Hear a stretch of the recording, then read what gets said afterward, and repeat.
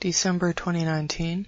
This is just about competition, everything being a contest, people trying to one-up each other, that predatory mindset, just that whole entire deal, which could probably be a huge sprawling topic, so I'm gonna just start it off. Basically, God made us all equal, and true equality does exist for God's people, but this world is all about haves and have-nots, but that's not new news, we've known that forever. With the way our society and its systems are, obviously rich people are going to be at an advantage over poor people. That's just how it is. They have more money at their disposal that they could hire other people to work for them, like lawyers or getting out of jail. But eventually there's going to come a time when that will be behind us and we'll never have to think about it again. A big thing about America is the idea that we live in a meritocracy, but that's not actually what's going on. There's the way things are advertised, and you should know there's no truth in advertisement. It's all fake. Anyway, one thing that this world will convince you to do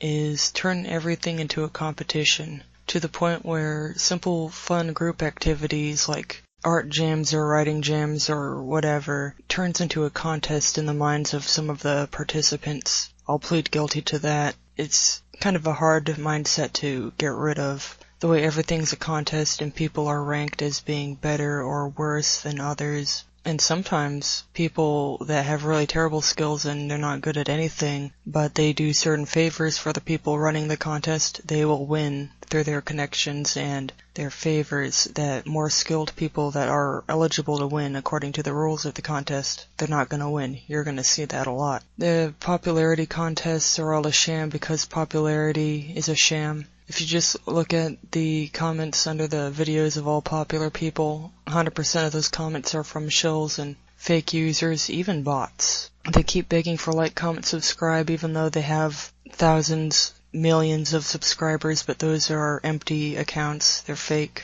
That's been picked to pieces. You can just find information about empty subscribers and bot comments, and not enough people talk about fake users. Everybody complains about idiotic users, but only a few people want to come out and say that they're actually fake. I think a lot of people know, but they just simply refuse to talk about it because even people that are partially honest want to keep up the illusions of this world and pretend that things are not the way they truly are. You know how it is. Well, I actually don't really feel like saying anything else right now. Maybe later.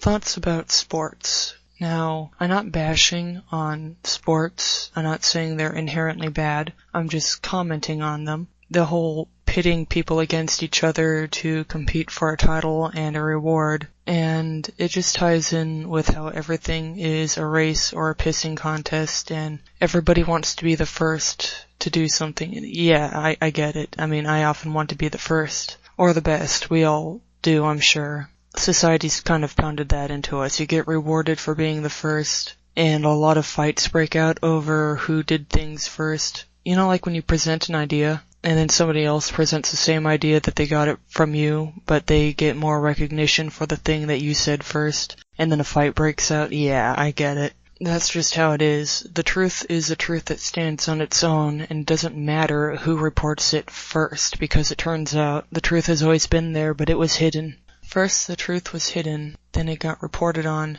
Well, it was gatekept. The truth was known by evil people who hid the truth. And then among the real people who are not allowed to know the truth, when it comes to who comes out with it first, a fight can break out. But let's not worry about that. Just the way everything's a sport, you'll notice I don't play tabletop games or video games anymore, but just like sports, these games are all about combat, basically. Card games are about combat, and video games are about combat. And I guess the word microaggression comes to mind for whatever reason. I just feel like that word fits in with this. It goes with the theme of people beating each other up instead of coming together to work on something greater. Video games seem to primarily be about beating up NPCs that look like people or monsters which have a humanoid-based design. And pacifist video games rely on this stereotype. So if you're playing a pacifist video game, it's going to talk a whole lot about violence and combat. It needs this theme of violence in order to have something to subvert and to comment on. You're probably not going to see nonviolent games just go, oh, okay, let's all go get along. No, they have to make a big social commentary because this is a big part of society. Just the things you look at, the media we consume. A lot of action movies are all about fighting and combat, and it's choreographed just like a dance. Fight choreography. Yep.